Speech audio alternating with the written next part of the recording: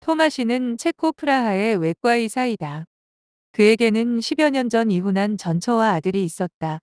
하지만 그는 전처와 아들을 더 이상 보지 않겠다고 선언한다.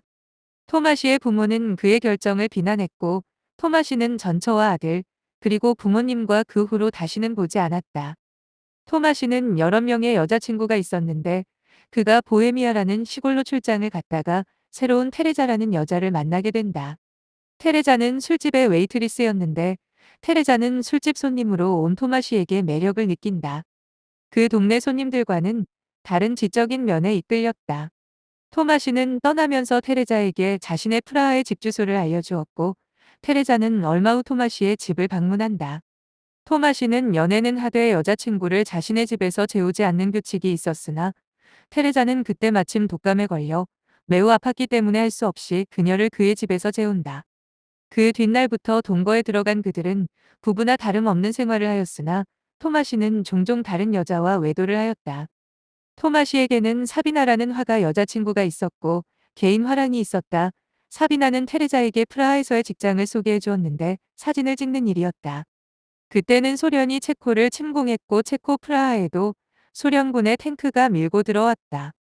테레자는 사진기를 들고 나가 소련군의 탱크를 마구 찍어댔고 소련군에 저항하는 사람들의 사진도 많이 찍었다. 소련군에 의해 공산주의 치하가 된 프라하를 떠나자고 테레자는 말했고 토마시는 그녀의 뜻에 따라 스위스 취리히로 테레자와 함께 떠난다. 거기에서도 토마시는 외과의사 일을 할 수 있었고 테레자는 프라하에서 찍었던 반소련 관련 사진들을 신문사에 보여주지만 그다지 신문사에서는 흥미를 보이지 않았다.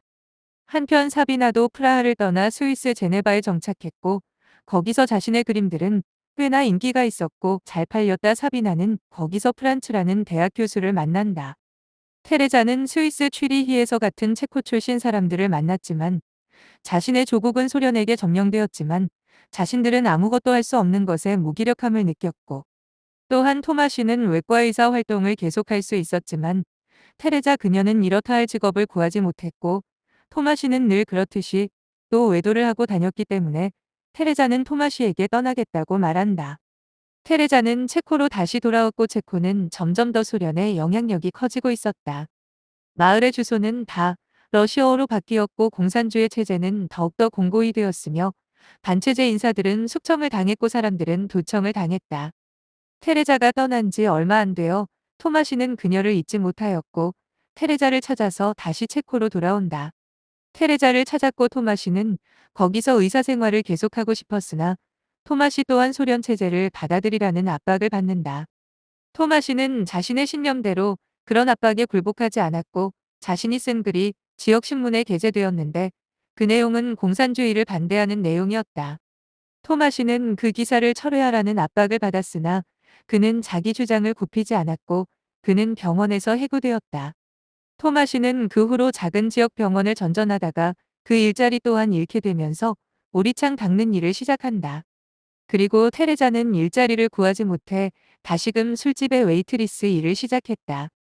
테레자는 토마시의 외도에 대한 반항이었는지 그녀도 단 한 번의 외도를 하였는데 그녀가 일하는 술집의 손님으로 찾아온 기술자 한 명과였다. 사비나는 스위스 제네바에서 프란츠라는 남자친구를 만났고 프란츠는 오브남이었다. 그는 아내와 사이가 좋지 않았고 10대 소녀인 딸이 있었다. 그의 아내는 개인 화랑을 가진 예술가였고 사비나와 일적으로 같이 연결되어 있었는데 프란츠는 사비나와 결혼하고 싶어 했고 그러기 위해 그의 아내와 이혼도 할 결심이었다. 프란츠는 아내에게 이혼을 고하고 그 이유가 사비나 때문이라고 얘기했으나 사비나는 프란츠와 결혼할 생각이 없었다. 프란츠가 자신의 아내와 결별했다는 말을 듣자 사비나는 그와 마지막으로 여행을 떠났고 해외 몇 개 나라를 여행하고 돌아온 그녀는 프란츠를 떠난다.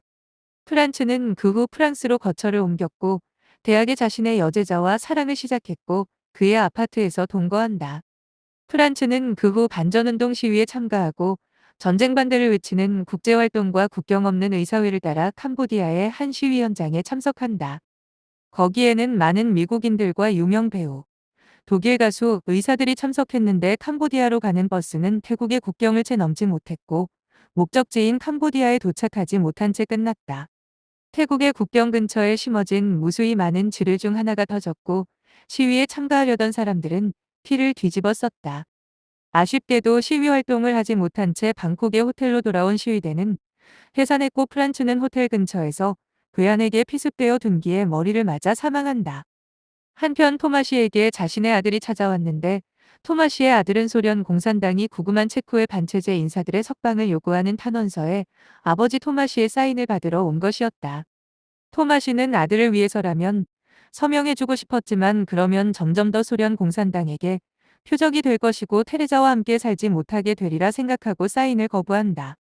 토마시는 유리창 닦는 일을 하였지만 그가 예전에 신문사에 올렸던 반공주의성 기고문 때문에 유명해졌고 손님들에게 환대를 받았다.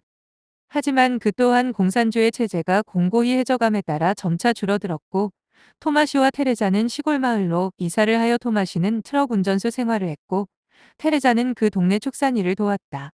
토마시의 아들은 탄원서를 계획한 일로 인하여 대학에서 퇴학당했고 그 또한 시골에서 농사를 지으며 카톨릭 신도가 되어 살아간다. 어느 날 토마시의 아들은 아버지 토마시와 그의 반려자인 테레자가 트럭 운전도 중 낭떠러지로 추락해 숨졌다는 소식을 들었고 그 소식을 사비나에게 전한다.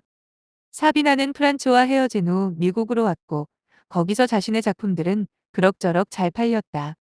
테레자는 토마시의 잦은 외도와 그의 명령형의 말투로 인하여 항상 그에게 억압을 받고 살아왔다고 느꼈으나 처음 프라하를 떠나자는 말을 한 것도 그녀 자신이었고 또한 스위스 취리히를 떠나 체코로 돌아온 것도 자신이었으며 자신을 따라 취리히를 떠나 체코로 돌아온 것도 토마시였다.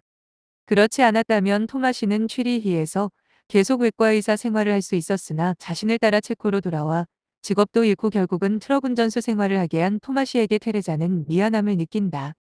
그리고 테레자가 토마시를 통제할 수 있었던 건 그녀의 연약한 모습이었다. 그런 그녀의 연약한 모습에 토마시는 연민을 느꼈고 테레자에 대한 그 연민은 그의 삶을 바꿀 정도로 강했던 것이다. 테레자의 연약한 모습은 토마시에게 계속적으로 보호 본능을 불러일으켰고 마침내 토마시가 더 이상 떨어질 수 없는 밑바닥까지 추락시켰다. 테레자는 이제 나이가 들어 약해진 토마시가 낡은 트럭을 수리하는 모습을 보며 토마시에게 미안함을 느꼈고 예쁜 옷을 차려입고 토마시와 함께 옆 동네 술집으로 간다. 거기서 같이 온 마을 사람들과 함께 그들은 춤을 추었다. 토마시와 테레자는 트럭으로 운전해서 가던 중 구불구불한 산비탈길을 돌다가 그만 추락해서 숨지고 만다.